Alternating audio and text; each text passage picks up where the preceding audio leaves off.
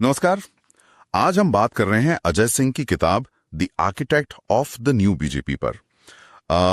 ये सिर्फ एक किताब का रिव्यू नहीं है, बल्कि ये समझने की कोशिश है कि कैसे एक नेता सचमुच एक आर्किटेक्ट की तरह अपनी पार्टी को बिल्कुल नए सिरे से गढ़ सकता है। हाँ बिल्कुल। और ये किताब जो बताती है वो ये कि कैसे एक कह सकते हैं स्थापित ढांचा आरएसएस का, उसको तो आधार बनाया ही है। हाँ, वो तो नींव थी। बिल्कुल, वो नींव थी। लेकिन कहानी वहां रुकी नहीं, उससे बहुत आगे बढ़कर एक आप कह सकते हैं एक विशाल चुनावी मशीनरी कैसे खड़ी की गई। और इसमें हाँ, थोड़ी झलक कांग्रेस की पुरानी वो जो आजमाई हुई रणनीति थी ना। अच्छा, जैसे प्रभावशाली स्थानीय नेताओं को अपने साथ लाना, भले ही उनका पहले का पॉलिटिकल कनेक्शन कुछ भी रहा हो। ओह, तो ये सिर्फ आरएसएस बैकग्राउंड तक ही सीमित नहीं रखा गया। और ये तो काफी इंटरेस्टिंग बात है। मतलब संगठन बनाने के तरीके में एक बड़ा शिफ्ट था ये। किताब इस पर क्या कहती है, कैसे हुआ ये? हाँ देखिए, यही तो इस किताब का एक मुख्य बिंदु है। आरएसएस की वो संघ शक्ति कलयुगे वाली जो बात है, वो अनुशासन, वो शाखाओं की ताकत, वो तो थी ही, वो बुनियाद थी।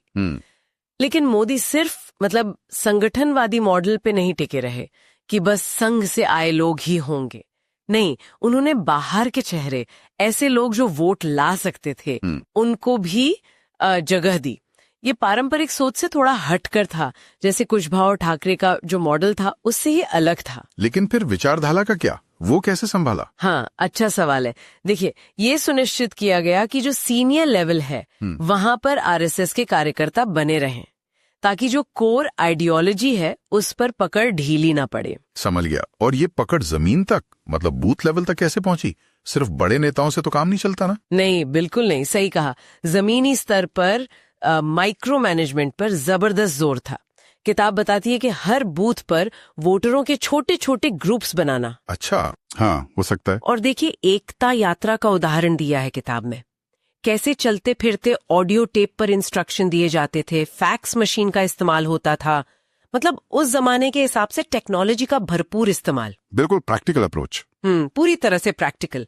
जैसे वो हरियाणा में बंसी लाल या हिमाचल में सुखराम, उन नेताओं से भी गठबंधन किया जो उस वक्त काफी विवादास्पद थे। बिल्कुल। तो ये दिखाता है कि लक्ष्य साधने के लिए फ्लेक्सिबिलिटी कितनी जरूरी थी। सही। और सिर्फ गठबंधन ही नहीं, जो जातिगत राजनीति की बनी बनाई धारणाएं थीं, उनको चैलेंज करना और युवाओं को बहुत बड़ी संख्या में अलग अलग सोशल बैकग्राउंड से जोड़ना, ये सब उसी प्रैक्टिकल रणनीति का हिस्सा था। संगठन बनाने को जैसे एक साइंस की तरह दिखा गया। ट्रेनिंग पर बहुत जोर था, खासकर उनके लिए जो आरएसएस बैकग्राउंड से नहीं थे। संगठन तो ठीक है, पर किताब एक और बहुत ही दिलचस्प पहलू बताती है कि कैसे गवर्नेंस को, शासन को ही एक तरह से पॉलिटिकल टूल बनाया गया अहमदाबाद नगर निगम एएमसी चुनाव जीतने के बाद।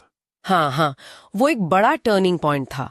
उसे एक मॉडल की तरह पेश किया, छोटे छोटे काम लेकिन जो दिखें।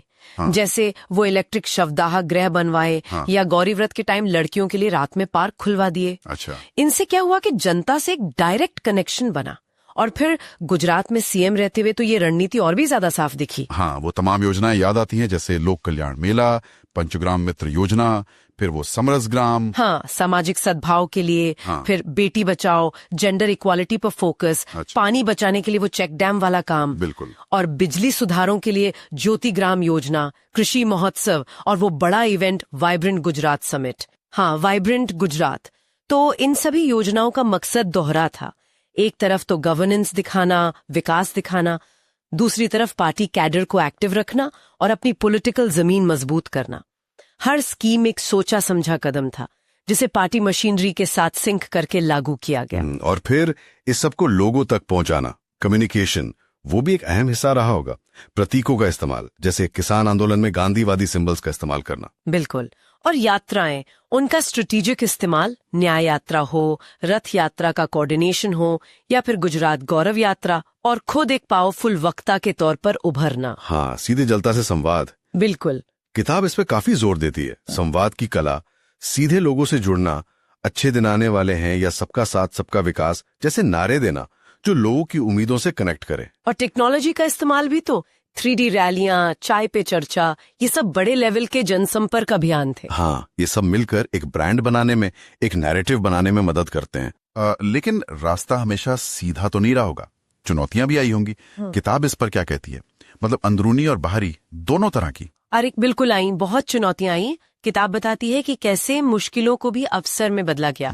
जैसे वो मच्छू बांध वाली आपदा थी या किसान आंदोलन, उस वक्त राहत कार्यों से संगठन की सामाजिक स्वीकार्यता बढ़ाई। अच्छा। और पार्टी के अंदर से भी मुश्किलें थीं। आडवाणी जी से मतभेद, केशुभाई पटेल, शंकर सिंह वाघेला, इन सब नेताओं से चुनौतियां मिली। बाहरी दबाव भी कम नहीं थे। यूपीएस सरकार की जांचें, अमेरिका यूके का वो वीजा वाला मामला, हाँ, वो भी था। और यहाँ तक कि पटना रैली में जो बम धमाके हुए, वो तो जानलेवा सुरक्षा चुनौती थी। तो मतलब सब कुछ झेलते हुए आगे बढ़े। बिल्कुल।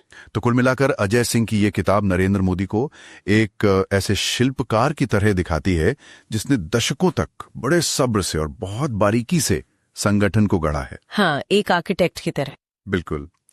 आरएसएस की नींव पर खड़े होकर उसमें प्रैक्टिकल फ्लेक्सिबिलिटी, असरदार गवर्नेंस और कुशल कम्युनिकेशन की ईंटें जोड़ी, और नतीजा पार्टी का अभूतपूर्व विस्तार। हाँ, और इससे लीडरशिप का एक बहुत बड़ा सबक मिलता है। जमीनी पकड़ कितनी जरूरी है, बदलते हालात में ढलने की क्षमता और शासन को अपने राजनीतिक लक्ष्यों से जोड़ने की कला।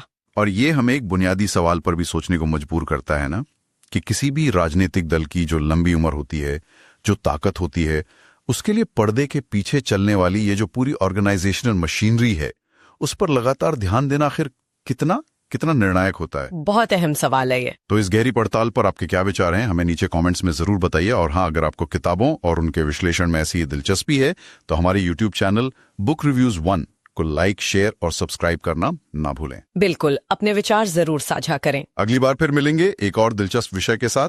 नमस्कार। नमस्कार।